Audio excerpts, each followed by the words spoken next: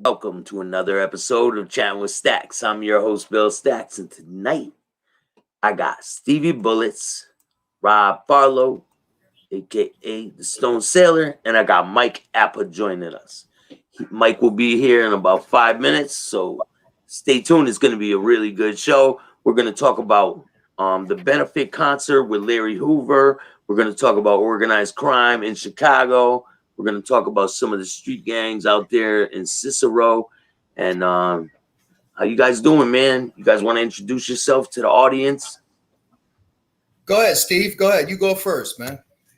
Hey, all right. Thanks a lot. Yeah, they call me Stevie Bullets. I got a documentary coming out next year. James Forney and Joel Seifert.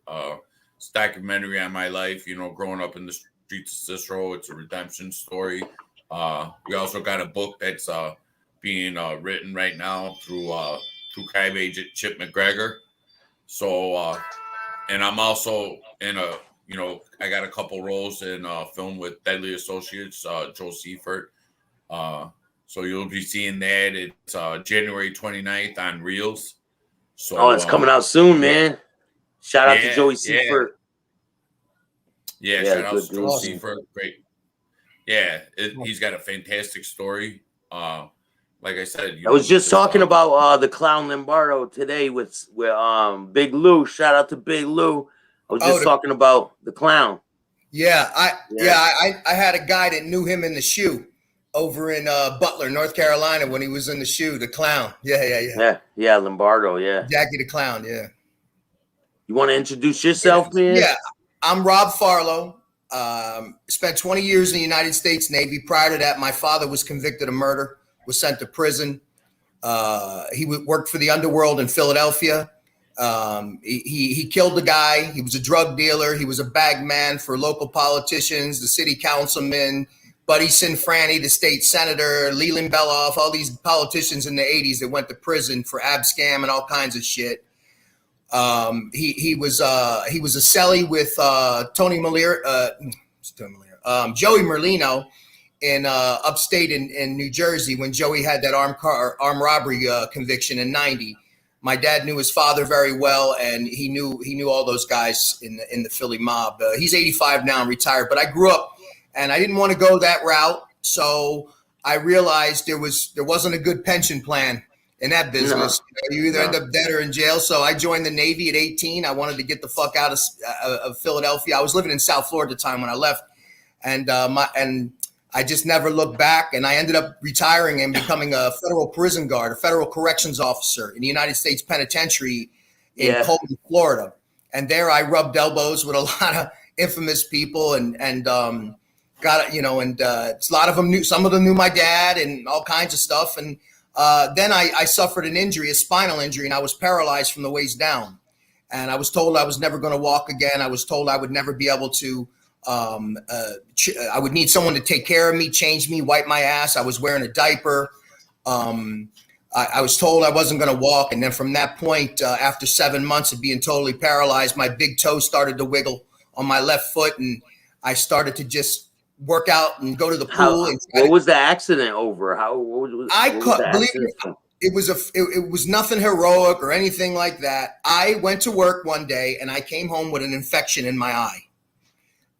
It got worse and worse after a couple of days. I went to the doctor. They told me it was pink eye. They gave me medicine. Then it spread to the other eye. Then about 2-3 weeks, I'm taking the medicine. It doesn't work. I'm waking up with blood in my eyes, like the fucking Exorcist, like a horror movie, like dripping blood. I go to the emergency room. They swab it. Oh, you got staph infection in your eye. Oh, shit. So they start giving me medicine to cure the staph, and the eye infection went away. Right now, there had been a lot of staph outbreaks in the prison. There's a lot of chickenpox outbreaks. There's a lot of it's a dirty, dirty environment, as you guys know. So when this happened, you were working for the prison? I was working. Yes, I was working. And then the eye infection itself went away. But about a month later, I started experiencing severe back pains, like severe shit. And because I was in the military 20 years, I was in corrections 7 years. I'm a physical guy. I'm always working out and doing stuff. I figured, hey, I'm just getting old. I'm getting back pains. I got people massaging me and doing things, ice packs, all this. Well, lo and behold, I woke up one morning and I couldn't move my legs and I urinated myself From that point, they called an ambulance. They took me to the hospital. They did an examine. They did it doesn't show up on X. So when you were peeing, could you feel it? What do you mean? When I peed myself? Could you feel it? Like, could you feel it coming out? You couldn't feel it? Completely nothing. Wow. They had a catheter in my penis. I could after. So anyway, what happened was the staph infection. It didn't go away. It manifested into my spine, into the T6 vertebrae, and from there, it caused. That's what happens with infections, right? They go into your blood. They make your blood exactly toxic. They put toxic things into your blood, and then you get. And what happened was it caused an abscess on my thoracic 6 vertebrae, and that abscess started leaking pus, and the pus leaked into my spinal cord. And when it went into my spinal cord, it trickles down because the spinal cord is so sensitive. It's protected by your vertebrae, but inside it's very sensitive and very fragile. And that caused the paralyzation. So, and it cannot be seen on an x-ray. It has to be on an MRI on your back. And when they did the MRI and saw that what was going on, they immediately rushed me to the hospital. I had emergency surgery, and it happened to be on my birthday.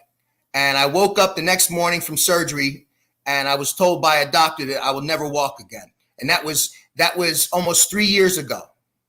And now I'm up walking with a cane. I was in a wheelchair for about a year, went to a walker, now a cane. Now I could walk small distances without the cane. I walk, I use the cane and stuff, but I'm getting back, man. I'm in the gym, I'm training, I'm getting hard again. And I still got a lot of pain from it because of the nerve damage. It caused permanent nerve damage and stuff like that. But I was not they were trying to get me they were giving me Oxycontin round the clock. Okay. And I was developing an addiction to it, to the point where I was like on a timer where when I got the pill at like 8 a.m, then 12, and then 4, like I'm literally, my body's sweating. I'm like, whoa, where the hell's my pill? And I realized they were creating another problem. Not only was I paralyzed, they were making me now you're addicted. I'm a junkie, So I told them no more fucking pain pills, just Tylenol, ibuprofen 800s and tramadol, and I'm gonna live with it. And until I was introduced to cannabis. Yeah, but did you find that too, Steve? Did you find that too that you were getting addicted to the pain pills when you were involved with accidents, when you were involved with that accident, or when you got shot? They would give you pain pills, right? Yeah. So 7 years ago, I got into a real bad car accident. My left leg came out of the socket from the hip. And thank you, Blood on the Razor Wire. Thank you, man. I appreciate that. He said he was a CO. He was a CO when I was in Coleman. Yeah. You remember him? Of course I remember Chad. Yeah. You remember him from when you worked there? Yeah, I remember him. I do remember him. And he was at Penn 2. I was at Penn 1. And I remember Chad. Yeah. I remember a lot of the guys that Chad was locked up with. Yeah, definitely. And yeah, there was a lady that was an inmate grabbed her in the shoe while she was feeding, grabbed her. Okay. And she didn't like it. And she went and said, okay, I got something for you, motherfucker. And she put a dude in his cell. She celled him up with a dude named Animal. And Animal stomped this guy to death because Animal liked her. He liked this CO. Yeah. And Animal's like, I'll take care of him. And that's why she's in prison for life. Today. She's in prison for life? Yes. The FBI came in. Wait, what? Yep. In the shoe, bro. She had the lieutenant lock. She's like, okay, because this dude, Animal, was cell and rec alone. That means he doesn't take celling. Yeah, I was locked up with a guy named Animal. Shout out to Animal. Okay. He's probably still locked up. He shot his wife. And real good dude. Yeah. He was a maniac, man. And so was this one. his eyes would go like this. They were like looking all kinds of crazy ways. He was a black dude. He was fucking real muscular. He was like real menacing looking. Yeah, that's what this dude was. And he liked this girl, and he's like, oh, that motherfucker disrespected you? Okay. And the next thing you know, this dude gets transferred into this guy's cell that next morning. and he's dead by lunch, stomped. Wow. I mean, complete mush on the fucking cell, complete mush on the concrete. How did they convict her though? They must have really didn't like her in there. Well, first of all, her husband was a lieutenant too at the prison. Her husband worked there. Did he testify against her? Nope, he wasn't. He wasn't involved. Okay, they had another officer that was involved that testified against her. He got 7 years. Okay, he testified against her in the trial, and she got life. Now, there was a lot of people in the prison system that felt she was railroaded and this and that. The FBI, here's what basically the FBI went to her, and this is what I was told secondhand. The FBI sat her down in a room and went, "Listen, we know these guys are pieces of shit. We know, you put him in there, fuck him. He's a piece of shit. He's a dirtbag. No big deal. Come on, you put him in. Yeah, okay." And they put it in. The FBI got her to talk, and that's it. They ain't your fucking friends. They're trying to get everybody in trouble, those motherfuckers. They ain't your buddy. Well, she thought they were her buddies. They will act like they're your friend. No, I'm talking about, even the other way around. The cops will act like they're cool with you. They're not. But the bottom line is they do their fucking job. They will throw you under the bus in a heartbeat. Don't trust anyone. He tricked her. The FBI tricked her because she thinks, hey, hey, we're in law enforcement like you. Don't worry. You're my brother. Yeah, come on. We know these guys are dirtbags. Fuck them. Nobody cares about them. So what'd you do? You put him in there. He grabbed your ass. Okay, hon. How you sign here? She thought it was going to be A-okay until the FBI locked her up, and now she's doing life. You understand? Because they talked her into giving a fucking statement. You never give a fucking statement. Never. Wow. I don't care if you're innocent. I don't care if you're the fucking Pope. You say nothing to these cocksuckers because all they want to do is twist your words around. You think you're a good guy. You think they're on your side. They're on their own side. They're about getting convictions. That's it. Convictions. All right, we got Mike Appa in the building. So let's get him in here. What's up, guys? Mike Appa. What's good, man? Hey. How you doing, Mike, man? So anyway, that's my story. Now I'm a prison reform advocate. I'm a cannabis advocate. And I'm walking. I'm happy. I'm healthy. I'm getting back in there. And, I just want to do good things and help people now and try to legalize cannabis and also get people's records expunged that have been convicted of cannabis. Because I was told as a kid, if you smoke cannabis, you're going to put a needle in your arm. You're going to do it's a complete lie. Cannabis has been demonized for way too long. It's far, far better for you than alcohol. People destroy their lives on alcohol and cigarettes. Cannabis is nothing to be worried about. It's a medical plant. It's healed me from my PTSD from the war and from my back pain and my back spasms. It helps me deal with it. Okay. And it works for you, man. That's great. It's not only working for me, it's working for people that are addicted to opioids and alcohol. They're using cannabis to help them withdraw with the anxieties because cannabis is perfect for that. So I'm the Stone Sailor now. See that? Awesome. That's me. All right. I got a daughter. I'm trying to keep away from the cannabis, man. Well, I'm trying to listen, keep it I think cannabis should be consumed from people that are 21 and older. I'm not for people under 21 consuming cannabis. My daughter's 16, man, and I lead by example with my daughter. So, and I want her to see me helping people, and it'll rub off on her. And the reason why people were saying stuff about me recording when I go and volunteer, when I do this and that, the reason why I do that is to bring awareness. Maybe other people will help too. That's the only reason why I do that. I don't give a shit. I don't need notoriety or nothing. Exactly. I got a pension. I don't need any of that. I'm 20 years in the service. Listen, I'm just trying to help people. I want to bring cannabis. And in other words, there's a stigma, Staxx. You told me I don't want to see my daughter see me smoke cannabis because I want to be a good example, right? Okay. Yeah. What if you took an aspirin or your diabetes medicine in front of your daughter? Would it be a bad example?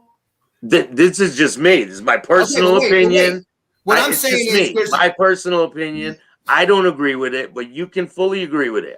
That's just me. I got it. I'm just saying I want to remove the stigma to it. But it's not going to get removed. It's not, man. I mean, I don't know people about that. People are warming up to it, but it's just I don't even want to get into this debate on I the know, but we're right now because Staxx, I'm trying to we're stay legal. away from the topic, man. We're legal in 19 states just for legal, Yeah. and we're even That's more fine. for medical. That's fine.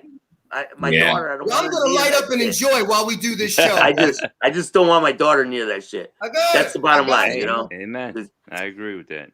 All right. But so He's you were locked up with Larry Hoover, right? No, Larry Mike? Hoover was in the ADX. I was at Coleman. No, not you. Oh, he's I'm talking to talking Mike. Oh, Yes, I was. Mike. okay. Yeah, I was locked up with him in Vienna. I think it was 1993. told you, Staxx. And, Diana. Yeah. Diana was open. Yeah, joint. yeah. I hear you. Vienna was you had to earn your way to Vienna. You don't just go right to Vienna. Vienna is like the last part of your bit. You have to earn. You got to show that that's him. That you're worthy of. And he got AIDS, boy. Wow, God bless. Yeah, it's him on the right. And Yeah. Drake and Kanye West just did a benefit concert trying to free him, I guess. Like They, benefit. you know thing. what, Billy? They really fucked him. Excuse me for the foul language, but I mean the man. I mean, in Vienna, we used to wear street clothes, and he used to dress like he was in the street. You know, they had the black wool jacket on and sharp shoes and really cool. And a lot of the guys in prison, you know, they got in prison because they didn't do good out here, correct? Yeah. And their families reject them because who was the first victim that they victimized? The closest people to them. So their families don't even want to talk to them. Their best friends they stole and robbed and did all this kind of stuff too. So they got what I'm saying is I think the word is indigent. Indigent, yeah, they're broken there. They have no Yeah, they don't support. have no means to buy commissary. I was fortunate that not only did I have friends send me money here left and right and my family, but I was fortunate that the guys who did have money, I taught them how to play poker. So I mean, So they could feed themselves, right? yeah. So I taught them how to play poker, and believe it or not, Vienna, you had, I think, $40 a month you were allowed, or a week or a month that you were allowed to get off of your commissary, but they gave you actual coins. I never seen that. You know, like I'm thinking, holy cow, you're walking around with, you know, $25 pieces, $5 pieces, and all this stuff in your pocket. Man, it's easy to play poker, and you got this actual money that you can use. But the problem is that you are limited to how much money you could have. Like if they do a shakedown of your cell and you got caught with extra money, they would confiscate it, you know. Yeah. So did they break out? Did they make little chips, and you would just like they would call count or something. You'd have to go back to your cell with your chips, right? Yeah, the little poker chips there. Yeah, but you didn't have to because you had coins. Oh, back then you probably had real money in there, right? You had state, you know, you had prison money. Okay. Is it kind of like when people would work for the coal mines and they would have their own money in there, and they would have to spend the coal miners' money? A little store that you would go to, okay, and Larry Hoover and me, you know, we were fortunate enough, you know, and like I said, like I would hold they had like 12-inch baseball, you know, like mitts and stuff like that. And I would try to put a team together to compete, you know, like one unit against another unit, you know, like B unit against C unit, you know, the unit I was in, you know, and I would try to recruit the top athletes. You know, they didn't want to play. But when I bribed them with commissary and I'll take you to pizzas and stuff like that, I'm in. You know what I mean? So I don't care what it took. I put together like volleyball teams, the tallest guys and stuff together. I mean, I try to have fun and at the same time help them guys out as much as possible. You know what I mean? I'm sorry I'm moving around. I can't get this thing straight. I don't know which way angle to do this at. But Hoover, he was pretty cool. But what I didn't like what they did about Hoover, I think it was I want 1993. if can you hear me? I Yeah. want you to explain that story that you told me about Larry Hoover when the Okay, guys went. 1993. I'm there, and you had to have a visitor's pass to go into to visit your whoever's visiting you. Yeah, yeah, he was pretty cool. I mean, this guy had juice up the ass. Okay, I mean, he founded the GDs.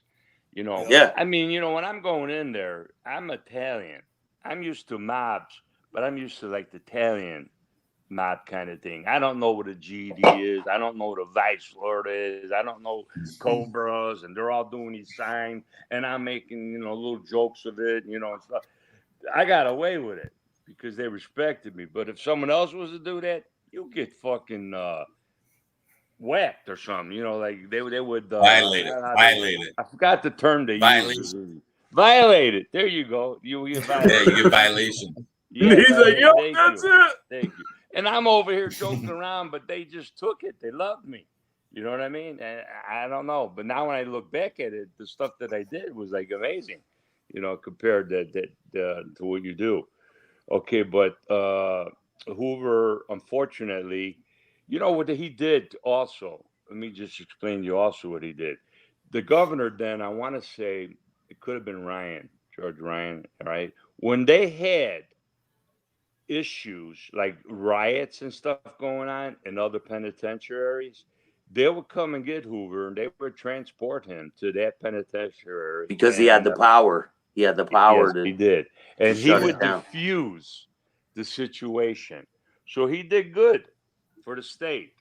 Okay, And then they'd so come back and treat him like shit still. and then as payback for that kind of stuff, they they put a little transmitter in his visiting pass, and one of his lieutenants came in and talk, and he put a hit on someone. Okay, he ordered him to put a hit on someone, and they recorded this. So after they did this, and it may have been twice or something, I don't remember, but they ended up charging him again. And he no longer is in Vienna. He's in. I don't know where he's at. Now he's in him? ADX Supermax. in Colorado. Is that federal prison? Yes.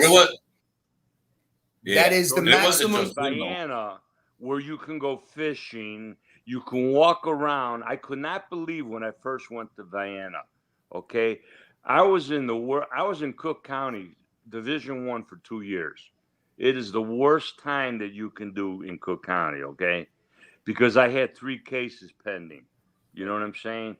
I got convicted of 1, but I had to wait for the other 2 to get resolved, and it just was brutal, man, that time in Cook County. You talk about gangbanging, it was brutal. I mean, when they come down with a shakedown, where the heck do they come out of these cells with cell phones? All you hear is clink, clink, clink, clink, clink. All the knives. Everything gets the toilets start flushing. Yeah, it's like crazy, man. Where do they get all this stuff? They line you up in the day room, and then they search everybody. In the meantime, they all drop their shanks, and stuff like that. My cellie was I'm from the West Side. I grew up on Madison, and I went to Austin High School. So I am from the West Side originally. Like, I went to Austin in '67. I was there when King was assassinated in 1968, and Madison Street was just riots. Was unbelievable. I mean, really, I remember my father giving me a shotgun. We had to protect our home, because they were coming all over. They burning the city down, right? What's that? They were burning the city down. Yeah, I was born in the city. No. They were burning the city down when they were rioting. Yes. Oh, it was brutal, especially Madison Street, because they had all the stores. It was a popular, shopping section, right, Steve? Yeah. Yeah. Rob, how you doing, Rob? Yeah. I'm good. Hey, Michael, a lot of the people today are just going, oh my God, what's happening in this? There's been riots like that in this country for 100 years going on. Ain't nothing new, guys. Nothing's new, man. It's all the same shit. Just out in my mind in 68, as one of the worst ones. Yep. You know. In Chicago, during the Democratic convention, they had that huge thing. Yeah. So I couldn't understand why they would do that to the guy, because here he would go diffuse situations, and then the next thing you know, they bug his pass, and then now he got whacked with 200 years or something. I don't know what. I honestly don't know. He's not getting out no more, but he still calls shots.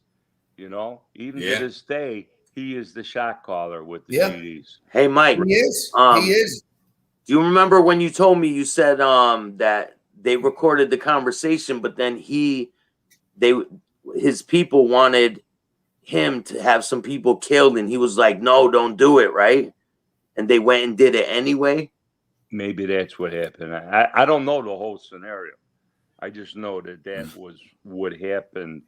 The reason that he got convicted again for the other crime, and he got shipped out of Vienna. Because I'll be honest with you, if you had to do state time, especially, state time to me is worst time out of all. The federal time is kind of softer, than I never did federal time, but if I had to do time, I'd rather do federal time. Well, I heard it's changing because they're arresting gang members for the RICO, it's getting a lower grade of people are going to the feds. It used to be a higher level grade of people. But back then, I mean, I'm talking, I started my bit in 1990, and when I first got locked up, it was right before Christmas. December 14th of 1990, I got my bond revoked, and I had to do, and I'm talking about Cook County. I didn't get convicted yet, but I got my bond revoked, and I had to start doing, I was locked up right before Christmas time too, man. You know what I mean? On December 14th, 1990, and I was in Cook County for 2 years. Until 1993, and then I got convicted. I had a kilo case that I ended up getting found not guilty of, but they found me guilty of 7 grams. I got 7 fucking years for 7 grams of cocaine. Jeez. Of course, yeah. They whacked me. The judge being them from Elmwood Park. They got my records. They know that I know all the bosses, in that era. And all that, because I used to run the poker game. Did I send you the picture of the newspaper clipping and all that? No. Yeah. Nah, you didn't send it to me. No. Yeah, I have to send it. I got it on my phone. I could show it. I have our interview is edited. I just have to. I need you to send me a picture. When you get done editing, I sent you then a bunch of pictures of. Like I told you, one of my enforcers was like a Mr. America. His name was Phil Rohde. You know what I mean? And you're dealing in that stuff. You got to have some enforcers.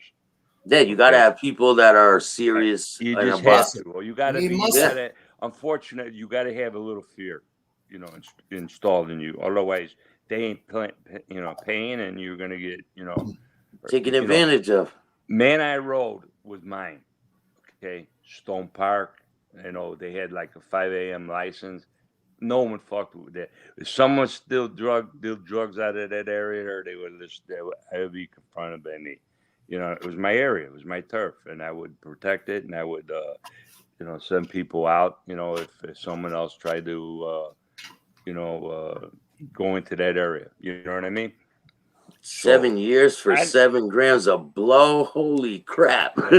Hey, you see what I'm saying? There was a guy doing life for marijuana in the federal pen. Crazy, I'm not bullshit. Yeah, that'll end up getting changed over probably. They'll end up your lips to God's ears, because that's not right. No, it's not right. Crazy. And that's what I'm gonna do. That's what this guy's gonna do. This guy. But people don't understand that trafficking drugs, whether it's legal or not, it's illegal to traffic drugs. Yeah. If you traffic, sell drugs, if you traffic or fucking cigarettes, you're gonna get arrested and go to prison. Exactly, so because the government wants their cut. The government's got to get their money. Do it. Yeah, like probably. there's. I sent you all the pictures, Bill. I have my 2-seater Seville, the custom car. I'm gonna have to check them. I'm gonna have to check in my email. Check, man. Because not, I'll resend them. Then you could add them again. You emailed them all to me? I don't know if I text or email, man. I don't know. I don't think I got. Can I show you a picture on the phone? I mean, I'll show you the. No, I think. Can you pull up? I think you just were going like this to me when we were on. Yeah, they had. Here, just. I'll be right back. Just hold on 1 minute. It's not going to let you show the picture on the phone. No, yeah, but the what do you call it? The article it'll. Oh yeah. Let me just see if I have it here. Yeah, here it is. Can you guys see this? Wait a minute.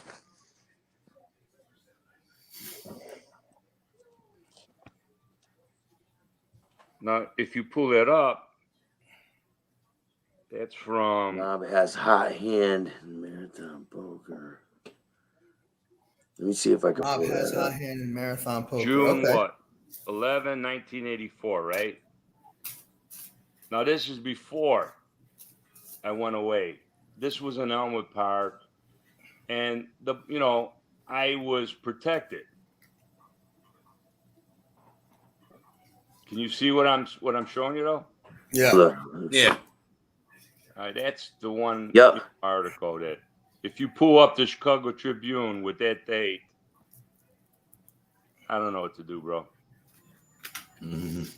But I'm looking for it. I'm looking. So that article came out, and I had to shut down because Elmwood Park, the boss just says, you're a little hot right now. Let's. So I says, okay, I'll shut down and. Hey, Michael. Yeah. Can I ask you a question? Sure, bro. Was there a cop, a Chicago cop? They pinched him. He was dealing drugs, running the gangs. I mean, he was worse. I mean, he was a terror. I forget his name. He was in the pen too. He's in the pen right now? Oh yeah. There's another one. Yeah, from Chicago. They're Chicago cops. One cop. They found a couple, but there also was a Melrose Park cop that they had like a bunch of stuff in his squad car too. Yeah, there was one we had a Chicago PD cop, and he they got him for RICO and all kinds of shit because he was in bed with all the drug dealers and he was shaking them down and shit and doing all that, and they got his ass. Yep. Well. You live by the sword, you die by the sword. I mean? Yeah. Do you remember when my Tony Spilatro went missing? What was the Are you able to see this? Well, I don't know if can you hear me, Mike? Yeah, but can you see this picture? Yeah. That is a 2-seater 79 Seville. That's what I drove back. My grandmother had one of those. Yeah, but not 2-seater, brother. It was a 4-door. Yes, they're all 4-door. 2-seaters are rare. Coupe de Ville, yeah. 2 spokes. You see that dealer plate? That was my plate number, 953. That's the master plate because it doesn't have a number after it. I had a car lot. Right, and that's what I got caught with the kilo in this car. What did they do with the car when you got caught with it? They confiscated it because it didn't. You know what? It was kind of like it wasn't set up. The guy gave me my guy gave me a kilo, and he says, I need you to move this, And now, first of all, I'm not pro drugs. I can't stand drugs. Okay. Yeah. I don't know what the heck happened. I never did. I worked the door at Bogart's when I was I told you, I worked at the Cellar, in Melrose Park, 25th and Lake Street when I was 19. I was stablemates with Jimmy Amabile, and his father is Joe Shine. He was one of the top, Melrose Park bosses, and they had the Cellar. Sticks played down there, Rufus played down there, Shaka Khan. And from there, I went to Bogart's on Manheim Road. I broke up a fight. The guy says, hey, you want a job? So I started working at that place there and made more money, But what happened was I'm a poker guy. Okay, that's my living since I can remember now. You know what I mean? Through poker, I've been blessed. I'm good at it, and I hustle, and I run the games. So when you run the games, it's kind of hard to lose because you're the house and you're taking a Yeah. percent of the You're pot. always winning. Each House pot. always wins. You know what Yeah, I'm saying? the I mean, that's casino's my game. always That's taking my all game. your money, right? So, you know, I'm the poker king. You know, everybody knows me in the poker world. And I had a game last night. I had what was beautiful. A lot of people came. I got a game tomorrow. And what happened was through poker, I told you before, my game would go like if you noticed if you pulled that article up, it would go on Sunday. They wouldn't want to go home. I had a lot of professional people. I mean, I even had surgeons that would go and say, "I got to go do a surgery. I'll be right back." And I go home. I go home, Maron. I hope Come it's back here, nobody I blood know. on You know their what I mean? hands. I gotta go do a surgery. I go, holy fuck, doc. You know, so I mean, I swear to God, I'm not. I gotta go take a gallbladder out. Don't move those fucking cards. He'll be right back. Yeah, right. You believe it? I That's swear to you crazy. that they would do this stuff, you know. And they're just so a lot of professional people, dentists, lawyers, you name it, cops, everybody.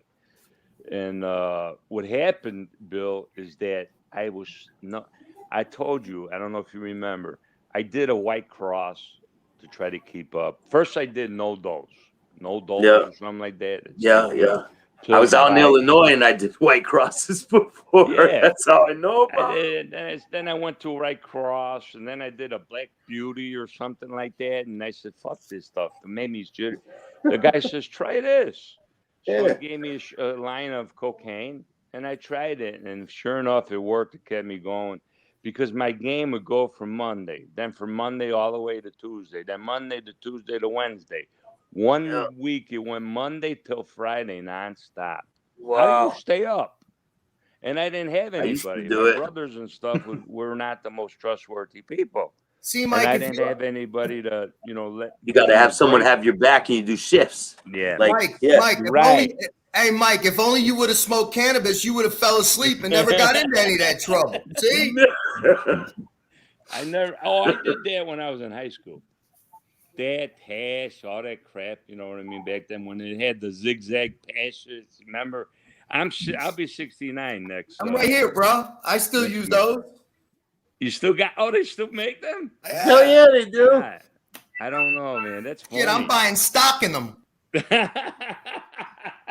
I know the way he smokes, man. He's got to buy stock in them shits. That's funny. How much do you pay a month for it? So I'm anyway, gonna do a whole episode on you, Mr. Stone Sailor. Yeah. Go ahead. But how much do you spend a month on that? Well, I got a medical card. I go to a dispensary. Yeah. I know, but it still costs you money. Hold on. Wait. Hold on. I go to the medical card, but the beautiful thing about America is the capitalist system is competition. See, the dispensary might have it for an ounce, but then I might find this nice young guy that I know over here, dude, that might have it a little cheaper, right? So they compete against so it's beautiful because I'm the consumer, so I get the best of and the cheapest prices. So that's great. Does insurance pay for that? Not yet. No. Very soon. Listen to me. There's a dispensary right down the street from me over here in Addison, and I buy my wife the stuff. Petition right here, state of Florida, to grow our own cannabis, up to 9 plants a person. This is going to be on the ballot. I've been getting people to sign it, so I can grow my own cannabis plants, just like you have a medicine cabinet. I can go get an aspirin for myself. Here you go. And see, it's coming. Wow. Yeah, they have it in Connecticut. You can grow up to a certain amount of plants if you have a medical card. But Chicago. Yeah, I don't know. It's all legalized. Yeah, Chicago. You can do it. I got a buddy that says there's a pay-per-view fight tonight. You see that? Yeah, I'm watching it right now. Oh, that's UFC, right? Amanda Nunes. UFC. Yeah. I got Amanda the Nunes, box. yeah. Hey, keep that on. Let's watch. Oh, did you guys know that? What's it called? Got knocked out, or he didn't get knocked out. He lost a fight yesterday. Jeff Nadu. Oh, yesterday there was Yeah. a pay-per-view. Yeah, they had a little pay-per-view type thing, and they were a little boxing. They were doing boxing. Dude from Barstool Sports. I like that guy. He's a pretty cool dude. Yeah, he Which lost. guy? Jeff Nadu. He ended up losing. My godson was super middleweight champion of the world. I worked his corner, and we would go everywhere. I met, Boom Boom Mancini. Oh yeah, me. Ray Boom Boom. Yeah, nice guy. What a sad story that is. Yeah. And, he's doing okay now, though. He's doing good. He does movies and shit. Oh yeah, he does. He killed that Korean kid, and he it fucked his head up. Huh? Yeah. He killed that kid. That was messed up. That referee should have. That was the referee's fault. The referee wouldn't stop the fucking fight. I remember that when I was a kid watching that. I agree with you, but he has to live with that because of the referee's error. Yeah. When you see a guy helpless like that, intervene and stop the fight. Yep. Yeah, if the dude's unable to defend himself. No, but here was that Korean guy fought to the fucking last breath. That guy that dude went in that ring and said, "I'd rather die before I let you beat me," basically, and he did. A lot of boxers. I'm telling you, like me, I have that drive in me. Like I don't care if people are stomping me down, I'm still gonna keep coming. That's just me. If you're in that business, it's great if you watch Tyson's podcast because they'll tell you, you go in there with that, but every fight is, eventually one day when you sit there and you get hurt and you're like, fuck, maybe I should just take this one out. That's when you know what I'm saying? You become, I guess what Mickey said, civilized. Nah, I try to find a way to make it not hurt and hurt the them. Great ones do. The great ones do. But you know how I found a way to stay out of all that bullshit? Quit drinking. What? No more fights. I quit drinking, man. There you go. That's another. See, no more fights. Either. No bullshit. I don't get into. I have not been arrested. I have not been. That's the thing. Alcohol fucked my life up too. Alcohol destroyed me. Alcohol is that destroys lives, man. It's horrible. It destroyed my life, man. I was trapped. Me too. I was like this in the morning, shaking, trying to drink. It was bad. Wow. Yeah. I was Navy 20 years, bro. We drank I thought it was normal when I retired and came home.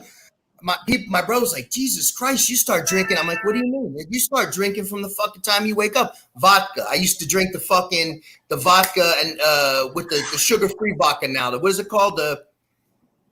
I don't know. Tito's. I never drank that shit. I never had money for that type of shit, man. I drink cheap shit. Really? Shit was I should drink it like water, man. I'm a guy when I drink. I love Crown too. My stomach's turning even thinking about it, man. I don't drink that much anymore. I can't even think about it. If you did a line, okay, it goes hand in hand. Your consumption of alcohol has increased. Yeah, it used to. You don't feel it, man. I don't want no parts of none of that, man. I'm really happy where I'm at. What's that? No, I never did cocaine. I never did that. I never even smoked pot until I got wounded. That was when because remember, I was a military policeman. I was a canine handler. I used to arrest people for drugs. I trained dogs to find bombs and drugs. Oh my God. Okay. I was a straight edge guy. I wasn't into fucking drugs. Yeah, but cannabis is good for people. Some people. It's not good for everybody, though. It's not. No, listen. Hey, cannabis is a medicine. The whole plant is medical. If you got psychological problems, if you have anxiety, if you have pain in your body, the cannabinoids, because cannabis as a plant has CBD and THC. It's all mixed. The THC ignites the CBD, and that attaches to your cannabinoids, your pain receptors. So I educated myself all about this, and trust me, it's good. It's not. I don't listen. It's a plant that grows in the wild. Nobody manufactures this in a lab, so I don't even call it a drug. It's a plant. Well, everyone has their own thoughts on it. You know what I mean? I don't knock people for doing what they do. It's It's just not me, man. It's just not. I It's got not you. me It's either, not for but everybody. Some people get no. paranoid, and I would say don't smoke then. Yeah. Some people take mushrooms to get off of drugs. Some people, Yeah, some people, mushrooms, some people take other drugs to get off of other drugs. Some people, you know, Yeah. And mushrooms are fantastic too. I like the black mushrooms. I love mushrooms. Yeah, but I like it with my steak. Oh, I eat those sauteed, too. man. I like them Sauteed sauteed, man. mushrooms. What's good, Tommy, man? How you been? I haven't seen you in a while, man. Hey, Tom.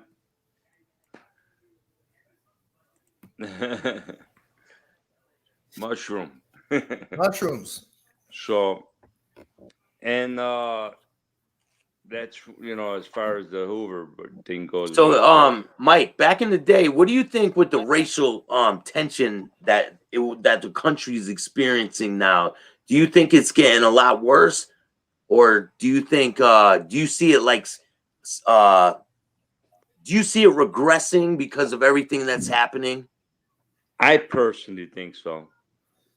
I think it's regressing. I think people are accepting every race more, especially blacks and whites. I have black players that come to my game and I hug them and like a brother, like a regular guy.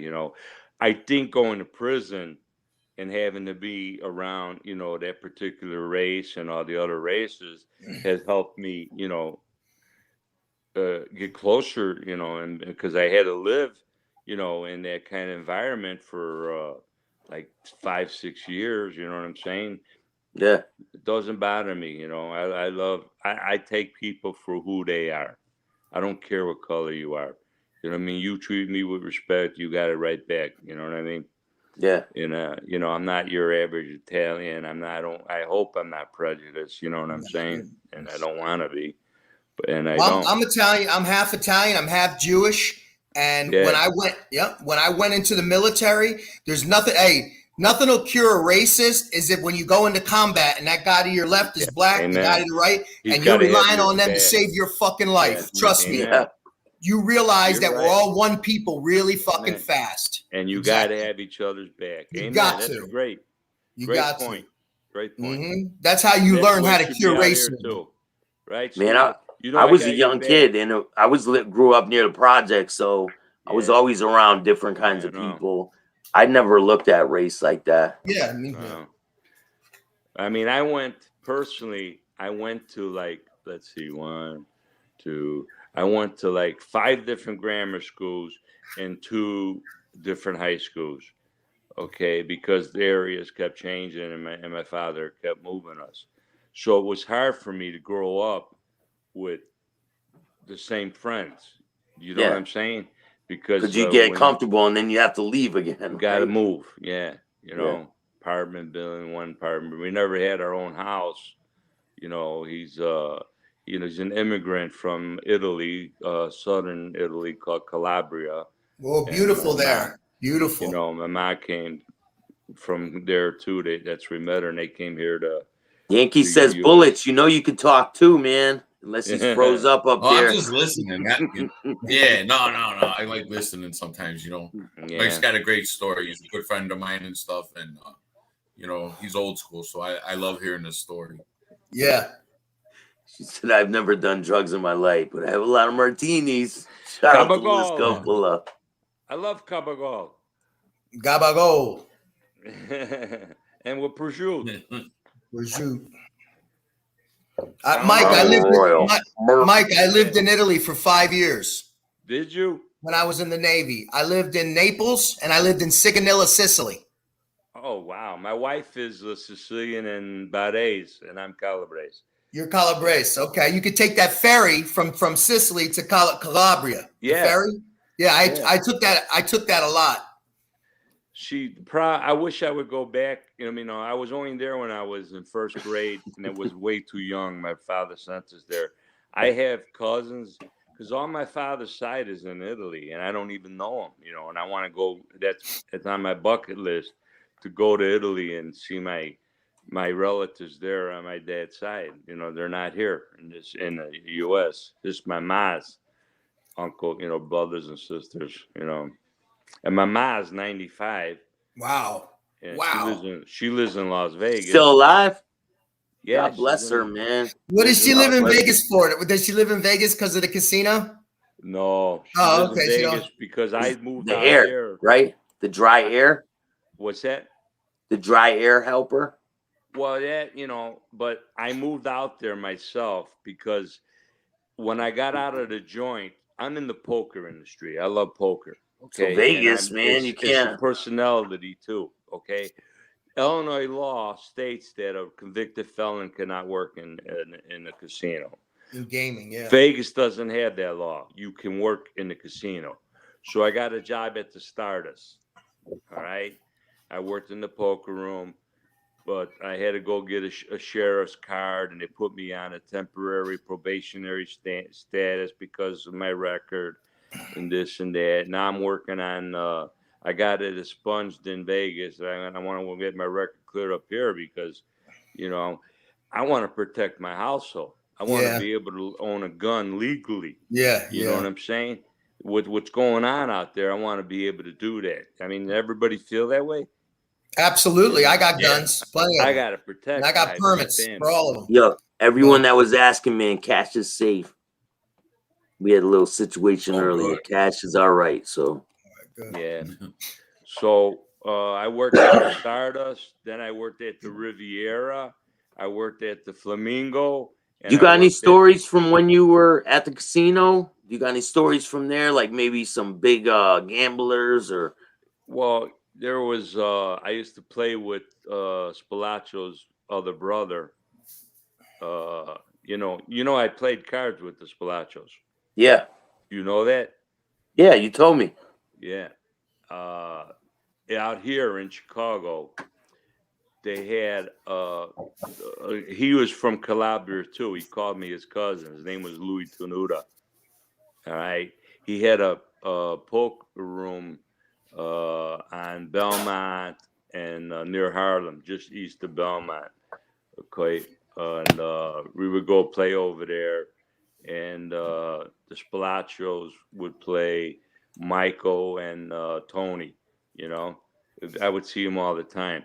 The guys from that casino movie. It was fun. Yeah, I got a picture of him right here. I'm gonna bring a picture of him up. I like what Vegas does. They allow you to get like a temporary thing, like a permit if you have. At least they give you a chance to reintegrate back in. Exactly. Right. Yeah, not just right away. Yeah, that's both of them. Yeah. Yeah, there's Mike on the left, right, and Tony on the right. Correct. Yep. Yeah. What was the mood like when they went missing? Did everybody think that they were dead? Well, because of what happened in Vegas, how he was going berserk out there, and you had a lot of Chicago-owned casinos. They thought that the people who knew a little bit inside information would suspect that he got what was coming from because he wasn't listening to the bosses over here. That's some big money maker. Yeah, man, that's billions of dollars. Saying? And you're messing it up because you're doing this and that, and Michael actually had a restaurant out here on North Avenue. That's Tony. Yeah. Yeah, this is right before he died. Yeah, this is like he's going to court here or something, or getting custody something there. Oh, there's Michael in back of him, isn't it? Yep. In the brown suit too. Yep. Yeah. Yeah, they were both going to court same day. Yeah, I just noticed that, and I think personally, my opinion about them is that I think that Michael was just a victim of circumstance. They knew when they called the meeting or whatever that Tony would be more suspicious, so he probably asked his brother to go with him, and they had no choice but to whack them both. Yeah, I heard some stories like that they were ready, they had guns on them, and they were gonna go in there and start shooting, but this dude got the drop on him and then grabbed him. He bear hugged him. Yeah, and he couldn't move. I heard the whole story. when they buried them, they were still alive. They were still breathing. Wow. They buried them in a farm field, whatever it was at. They were still alive. They buried them alive, man. Yeah, that's And terrible, man. I remember on I don't remember a Colonial Inn or something like that, Mannheim and Irving. That's where they had Michael had a mark, because I'm a Lincoln man. I got a Lincoln MKZ now. I love Lincolns. Yeah. I my Continental, and Michael had a mark back then too, black one. It was found in the parking lot over there on Mannheim and Irving. So they must have met there and then took him for a ride. That happened. But Michael had Hoagie's Pub on North Avenue in Elmwood Park. A kind of a cool story that my friend told me is that, James Darren? He's like an actor. James Darren? Yeah, James Darren. Oh, I thought you meant Bobby Darren. I was like, no. No, not Bobby Darren. He was a singer and personator. Yeah, entertainer. This is James Darren, very handsome, and you can Google him. An actor. My mom loved him. Yeah. Which one? Bobby Darren. Yeah. Oh, I love him too. Yeah. But James Darren was a singer. I went and seen him in Wisconsin, the Playboy Club when Rocky Lombardo, Joy the Clown's brother. Yeah. Yeah, we were good friends. My wife used to live right next door to him in Melrose Park when he had Rocky's restaurant. Jackie Sharon, was like private owner and stuff like that. They made it, so it was pretty cool. And so all them guys would hang out over there, and I think that in Hoagie's Pub, I was telling you about that James Darren guy. And you're talking about a handsome. Here's a guy who would wear like suede loafers. You know what I'm saying? Dressed up real flashy. Well, they're playing little cards, at the booth or something like that. And this guy would take his shoes off, and they would stick mustard and stuff in his shoes. And he would put his foot in the shoe. That's how they bust his balls. And you know who else? That other guy too used to go there. That guy that used that the battery. Go ahead, knock it off. I dare you. On his shoulder. What was that guy's name? I don't know. He had a TV series too. He was very. What was it? The what on his shoulder? Yeah, he had like a battery, like an energy battery or something, and they would say a commercial on TV. Go ahead, knock it off. I dare you to knock this off my shoulder. Oh, yeah. I remember that. I don't remember the actor.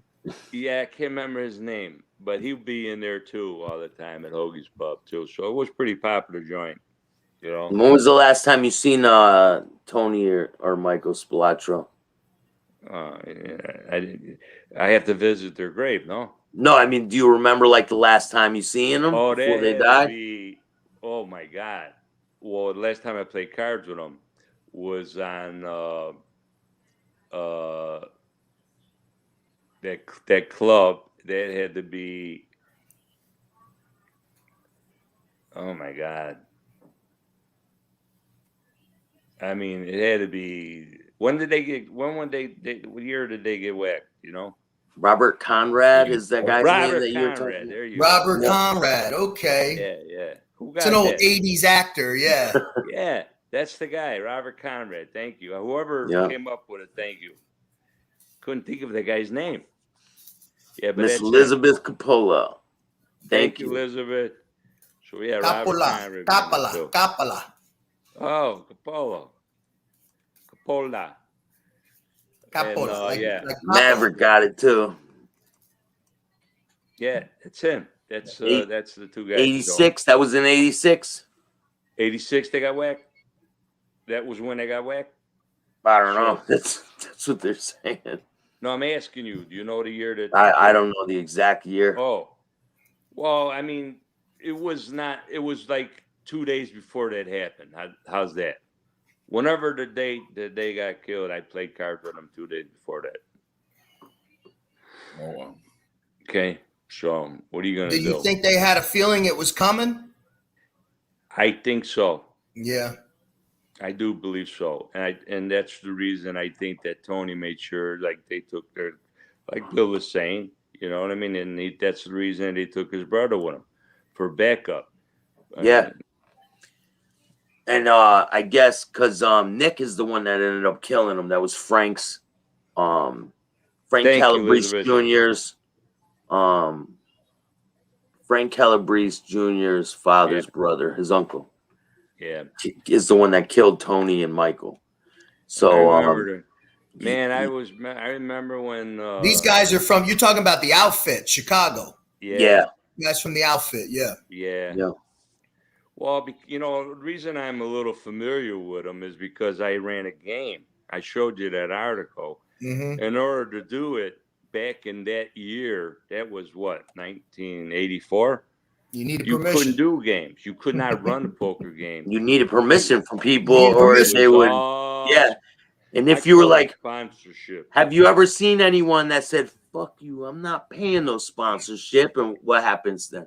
yes, yeah, they do. I remember one guy.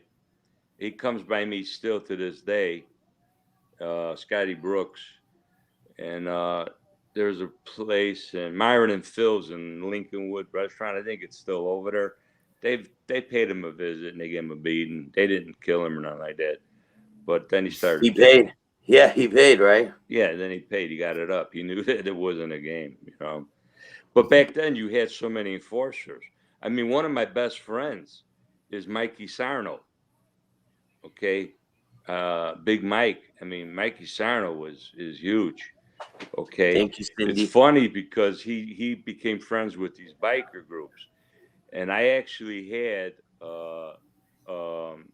henchmen. They were the Chicago henchmen, you know, biker games. Yeah, the Hell's Henchmen. Yeah, yeah. Yeah. They would come to my house and Elmwood Park and we'd party and stuff like that. And even the head guy, what do you call the head guy? The leader? I don't know. The president. The president would come by my house and I would have them all the bikes out there and stuff like that. And it's just fucking funny. I mean, I knew all these bikers and all the presidents and stuff like that. And they wanted to do business with me. You know what I mean? And they're distributing stuff and all this other crap. And I'm being honest with you. I fell into it accidentally. I would not I don't recommend doing drugs, you know, no offense to you. I don't even do marijuana, you know, but it's just that for some reason I believe it leads to other stuff, you know. But I'm talking about cocaine here.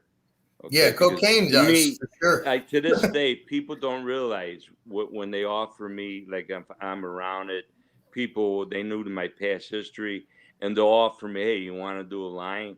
And I go, no, thank you. There's no such thing in my vocabulary as a line. Line to me leads to a package. You know there ain't no such thing as there ain't no line. And that's single. That's me. Hey, that's me with drinking. One's too many and 1,000's not enough, brother. It's just the S at the end of that shit. Right? It just primes you to do the rest, man. That ain't no line. I know. You start getting that rush. Oh, I feel good. Let me keep this coming. Oh, I haven't tasted this in a while. And you get, oh my God. You see my nose? There goes my stomach turning again. Between boxing and the coke, I got no middle septum. It's all eaten out. Yeah, it should eat you. It's poison. I should have it fixed, you know, and get that the hole in there fixed, but that's what my nose is like. I mean, from that shit. So it's pretty insane. But I told you that one story, right?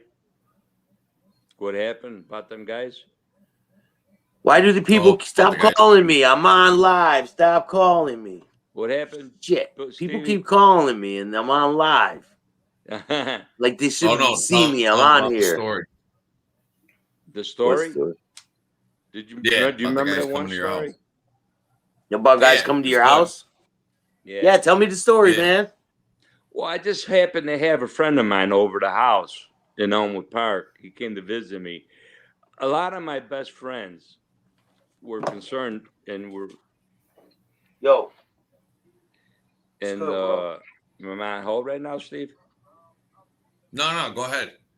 He just Yeah, I'm stepped on out. live They right can hear now. you. I'm on Oh, he's on the phone with his weight. yeah, bro. Hey, how's your mom? How's your dad, Steve? Yeah, I'm on YouTube. Stevie. So they gave him 12 months. The Your cancer dad okay? Yeah, I'm about was to be holding done out soon, of him. bro. Nah, but he, All he's right. taking it every day, All right, bro. as it is. Rob, It is what what town it you is. live There's in? no more. Oh, I'm sorry to hear that. What area do you live, Rob? All right. I live in Orlando bro. now, Mike. Florida? Are you from All Chicago? right, man.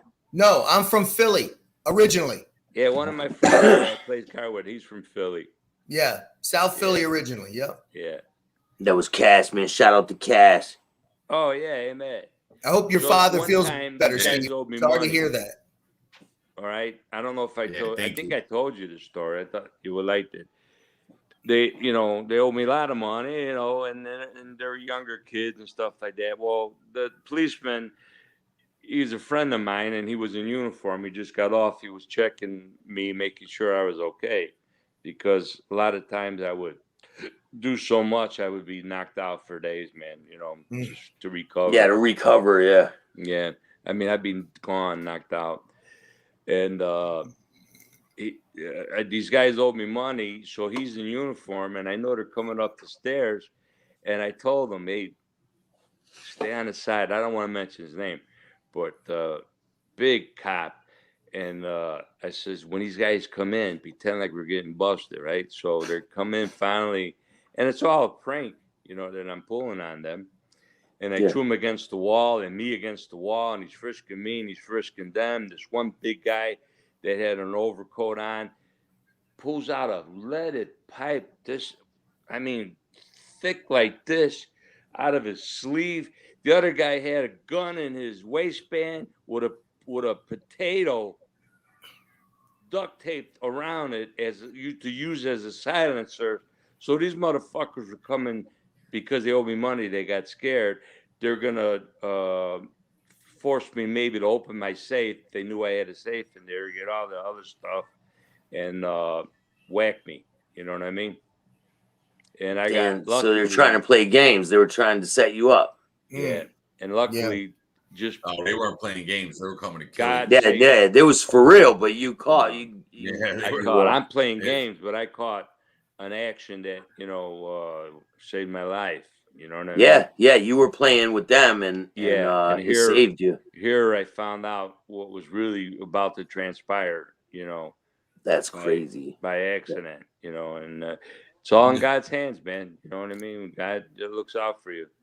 It's true. So you really never know what's gonna happen in life, man. No, especially when you're in that business, forget about it. I mean, the Definitely. bars that I went to, and the fights I've gotten into at the Thirsty Whale, and I used to carry a gun all the time, man.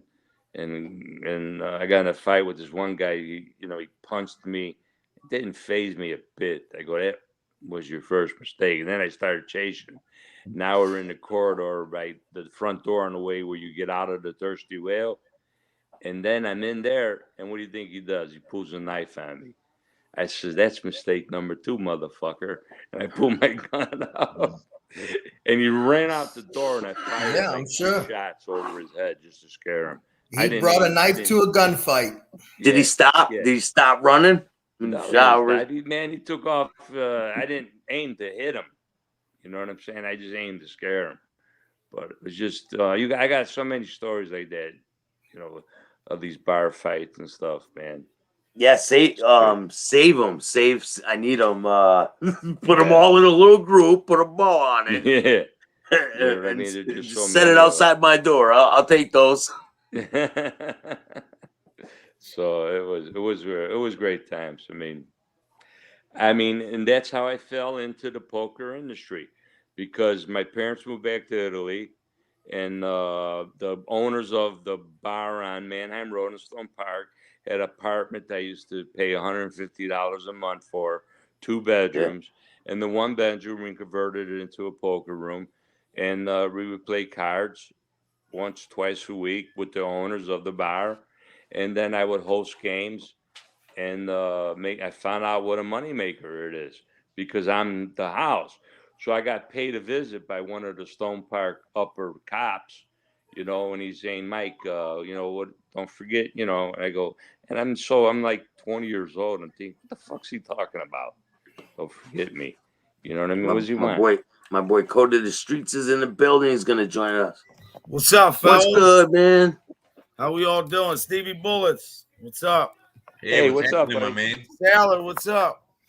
Mike Abba, is that your real last name? I know it's a long Dago name. What is it? It's pronounced Appa, but it is. Yo, I'll be right back, guys. You're lucky. Appa. I'm Squilachati, man. It's a long Italian name. Where we're from? I'm from Philly. Oh, you're from Philly too? Oh, you're from Philly Your too? brother from Philly. Yeah. What's up, man? I actually I was Porter. I'm from 8th and Porter.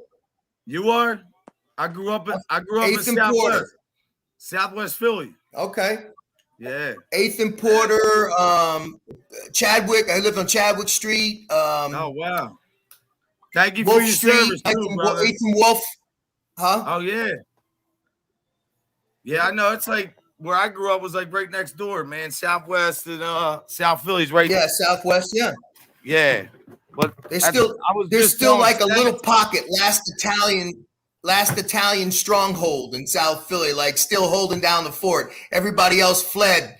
Last one out, bring the flag. Everyone else fled. Yeah, it's changed a lot. There's a lot of frauds, man. South Philly, mostly every neighborhood was always about family, man. It was always about collectively that, respect, honor, integrity, man. Faith was the number one thing. Whether you're Catholic or not, everybody did that. But the kids today, they lost that sense of, I don't know if a generational dysfunction, but the parents don't seem like they're doing the same stuff as when we were coming up. Like you went in the service, man. That's the shit I respect. I was in the street. I've been shot, went to jail. Stevie Bullets, what's up, brother? I mean, the thing is, when you look at guys. The Bronx Tale movie said it the best. The working man's a sucker. No, he's not, man. When that's what my dad used to tell me. My dad, my uncles, and my brother used to say, work ain't nothing but a job. That's what he used to tell me. Yeah, well, the one who works, man, seems to stay out of trouble. I wish I would have did a lot more different, but I'm blessed. My kids are both good. I'm a grandfather now, and oh wow, my friend actually, Staxx knows. It's crazy. You seen the show the other night with the Kid Cash in North Philly. Have you heard anything, Staxx? Yeah, he's good, man. He's doing good. Well, we're trying to bring awareness to the drug epidemic that's going on in the country, man. Yeah. And we're trying to show Kensington for what it really is. People out there are suffering, and there's people that probably want to get out of there, and they just need an out. You know what I'm saying? See, when I lived, guys, when I lived in Japan, I used to get on and show the videos of Kensington from YouTube, and I would tell the people, these were Japanese people, they couldn't believe that was America. They thought I was lying to them, that they thought I was playing a joke. Kensington. Same thing with my Italian friends in Italy. I would just show them YouTube and go, look at this, Kensington. And they would be like, where is this? It's in Ecuador? Is it in Colombia? I'm like, no, this is Pennsylvania, Philadelphia. They couldn't believe, thought I was joking. What a guy. Because their idea of America is streets of gold, Queens bro. paved with gold, yeah. The guy who doesn't get enough credit, my friend's been down for 26 years, Jason O'Neill. And I heard he got it. He didn't tell me. I was on the phone with him, but he was convicted wrongly. 26 years. He didn't do what he was accused of.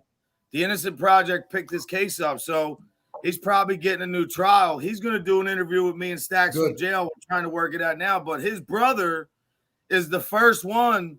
If you look at old Kensington Beach videos, you'll see a guy walking with his dog. He started that, Michael Coyle, and now he I remember that. I remember that. Yeah, that was him. He started that, so I'm trying to get him to link up. I mean, my son's 15. He never even met his mom. Like I don't want to get into all that, but obviously, that it hurts a lot of people, like the effect. But Staxx says it the best, man. Some people want to get high, man. They like that. Like they have to want to do better. Whether like Stevie Bullets, he's been through shit. I didn't get shot as many times as him, but it comes to a point where you mature and you want to change, and you realize that sooner or later, like, look, I'm all for weed, but I agree with Staxx. If he doesn't want his daughter, I respect that. But I got more for me and you, Rob. But anyway, no, like, Yeah. you have to. I wasn't. No, all I was saying was the stigma. I want to try to remove the stigma.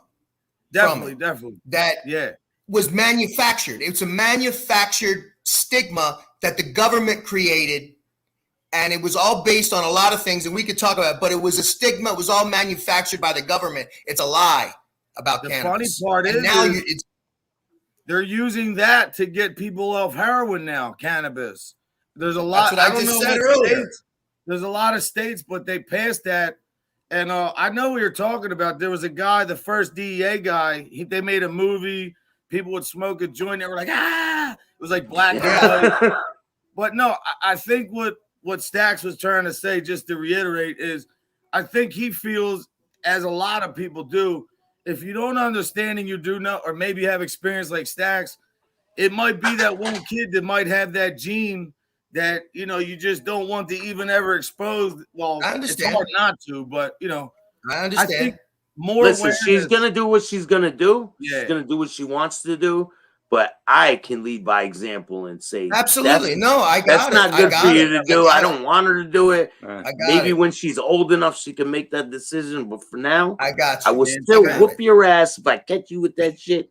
Oh, so it is what it is. Listen, if she was smoking cigarettes, I'd feel the same way. Okay. I don't want her doing that shit either. Yeah, and exactly. I don't want her doing none of it. And guess what? I wouldn't want my son playing a video game where he kills 50 people in a war and just keeps I don't want her doing that shit either. People. You know? So I mean, you know, but we're not talking about video games, man. We're talking about I'm just saying. I don't want my daughter on weed. I don't want her on pot.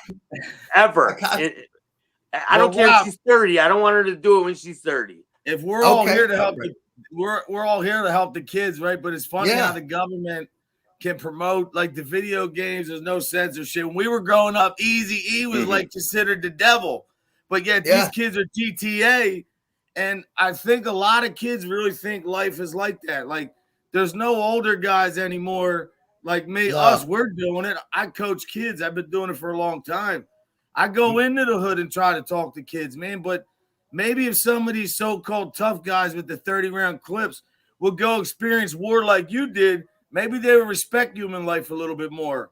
You know, I was thinking, or maybe if these other dudes with all these fucking money and shit, if they would donate money or donate their time, and maybe the world will be a better place if everybody did the same shit. I used to walk around the yard when they were in rec, and I'd watch these guys do fucking 70, 80 pull-ups without stopping, 1,000 crunches, squats. And I would be like, where the fuck were you in Baghdad? We could have used you, motherfucker. You should have been in the Marines. You would have cleaned up Fallujah. Guys like this in such physical shape. I'm like, you're wasting away in here. They should be fucking, you know, I mean, crazy. You know, the heroin. How life is, man. I'll be honest, though. I like to ask collectively, Mike, I like to ask you, Stevie, Rob, Staxx, could you all agree with me? I've never seen the streets this bad. I'm 48. I've been shot. My cousin was a biker. His brother was a gangster. Like, I've been around my whole life, but I've never seen it this bad, man. I've never seen it this bad. Yeah. I mean, I know in the 70s and 80s, there was a lot of killing. It fluctuates, man, because like back in this, where I'm from, back in the 90s, it was insane. The drugs, the murders. But I mean, it's crazy now, but I think the 90s was way crazier. Yeah, but at least back in the day, you could see a dude and he could look at you wrong and you could know you're probably going to fist fight whether you got jumped or not. Now there's no more talking. It's the pistol. And then but it's not going to go back. It's not going to go back to what it was. So you have to just mold with the times, man. You got to be prepared for whatever will happen. I think it will. I think the government's going to come in, and I think what they're going to do is declare some martial law shit, try to take everybody's guns eventually. And I think, well, you know what they're going to do then? Then there's going to be a big civil war and a big uprising. It's going to be a bunch of militias everywhere. It's going to be insane. I have a theory You know how people, they say we evolved from monkeys and all that? I think we're devolving into monkeys and chimps. We didn't begin as that. We're turning into them because now what it is we have all this technology, but I think they're going to freaking destroy the planet and we're going to be fighting with sticks and stones again like fucking cavemen because it's looking like straight anarchy in these streets. When I was growing up in Philly in the 80s, I'm 47, you're 48. You remember Scarfo was whacking everybody? Boom, boom, boom. Listen, this guy in Trump. A guy who's like an uncle to me who was a biker at 24, was a president, youngest in his time. I won't say what club. Sure, you can figure it out. He told Scarfo, let's go to war if that's what you want. Like, back then. Oh, I already know who those guys were. I remember them guys, the pagans. Under that flag, the pagans, when they came in. Yeah, I grew up with them guys. Yeah, I remember they came. Oh man, they came riding down the street with the motorcycles. People were like, "What the fuck?" But even them guys, I don't agree with everything, but majority of them, man, are good dudes and they stand for respect. Like the shit that I see some of these kids doing. Like, yes, you walk in a store, 4 kids, they both through like plaster right through an old lady like it's nothing. Like I'm holding the door. Yeah. And you can't say nothing because everything is what? Go to the trunk. I mean, you know. Yeah. I think it will turn though. But go ahead. But the thing was, at least with the mob, you had peace in the streets. They wouldn't tolerate anarchy like that from fucking street gangs. Well, yeah, but the mob isn't what it used to be. The mob isn't what it used to be. They don't have the control they did, and they don't have the power they did. I'm saying back in the day. Now all the mob has been decimated. So there's nobody in there to control anything. So it's anarchy, and you got basically a warring tribes going on, and the government can't do nothing. And now you got the same tool that they used to dismantle the mob. They're coming for the bikers, the RICO. They're going to they've been doing that, man. They've been using RICO on bikers since they did it with the mob.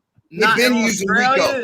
Australia, you can't have a face tattoo or wear a cut. No, the face tattoos are club face tattoos. You can't have a club face tattoo. You can't have a cut. You can't wear a vest. A 1%. No, you can't. That's they're taking people's rights away, man. That's what it is. They're gonna keep doing it until people had enough. Australia's like gangland right now. Australia's fucking North Korea right now. New Zealand and Australia are North Korea right now. Canada's turning into North Korea too. I have friends up there with these fucking unconstitutional lockdowns and mandates. That's what they're trying to bring here. And I'm going to fight against it. You tell me how Philly just topped the murder capital of the United States right now, right? They're at the top. They just beat the record, but absolutely. Hold on. The DA comes on TV and says there's no spike in crime in Philadelphia. Yeah, all right. Near the city. He said it Monday, like, yo, you go down Kensington where that kid was. I'm going to go down next week, right? Yeah, we got some stuff planned, yo. I got someone that was out there for probably about a year. He's going to come on. He's going to tell his story on what it caused him to get down there and leaving there. What caused him to leave there? Because there's a solution to the problem. I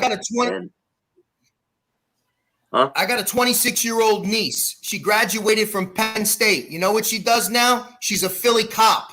Why? I have no fucking idea. I pray to God every night and nothing happens to her.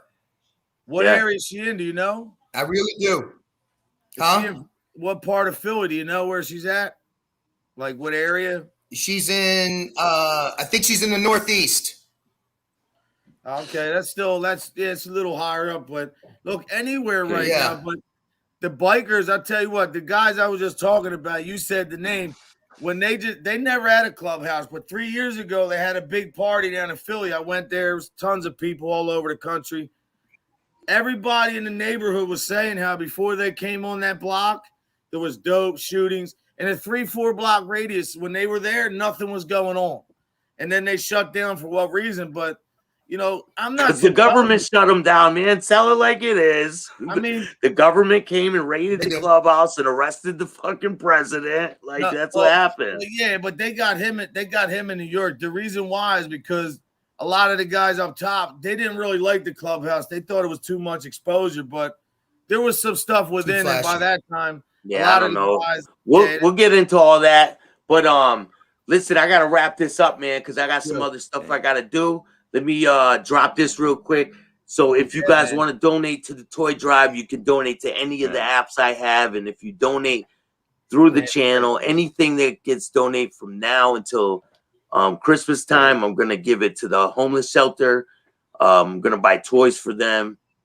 They're gonna have a good Christmas. I don't care if I go there with what I got. Then Did you that's get my what it will be. donation? I don't know. Did I? I owed you 100. Did you? I sent you 100. I don't know. I don't know if I got it. Yeah, you got it. Right. I'll Hey, check it. I just want to say that in my days, I'm gonna be 69. God bless. I'll check this, Sally. I'll check it. When I got in a fight, and if I beat a guy up or he beat me up, we didn't go to kill each other. Shake his hand, right? Would you shake his hand? After. I would even help. Or you just fight the next day. You fight again, right? Yeah, you know what I mean? I don't understand. I mean, I didn't go to kill the guy. Because the bar Mike, the bar is set so low. These kids feel like if they don't act that way, then they're not. I mean, look how stupid they become. Every crime they do is on Instagram. It's on Facebook. Yeah. Like, you know, there's cameras everywhere. They're filming themselves committing crimes. They're filming themselves committing crimes. They're not smart. They film themselves. A lot of people don't know this, man. Evander Holyfield owns 5 penitentiaries. Jay-Z, the rappers, they're all about to get into the business. It's big friggin' money, man. Big money. Big money. Amen. Private prisons. Amen. Private prisons. Damn straight. It's big money, man. You know? Okay. Nice meeting you, Coach. There's nothing on the Zelly, Mike. What's his name? Mike. There wasn't. Mike too. Michael too. Oh, you didn't send it. Nice meeting you, buddy. Nice meeting you too, Stephen. Yo, thank you all for joining me, bro. 4 times. That shit hurts. Thank you all for joining me. Stevie, ciao, guys. Thank you, guys. Right, I'll definitely reach out to all of you guys again. Thank you. You got it. Thank you, guys. I appreciate coming on, man. Your dad, Steve. Follow me on YouTube. Thank The you, Stone guys. Sailor on YouTube. The Stone Sailor on YouTube. Look me up. Definitely, brother. Definitely. All right, bro. Thank you guys, man. God bless, fellas. Merry Christmas. You guys have a good night. You too. Merry Christmas. God bless. All right. Later, man.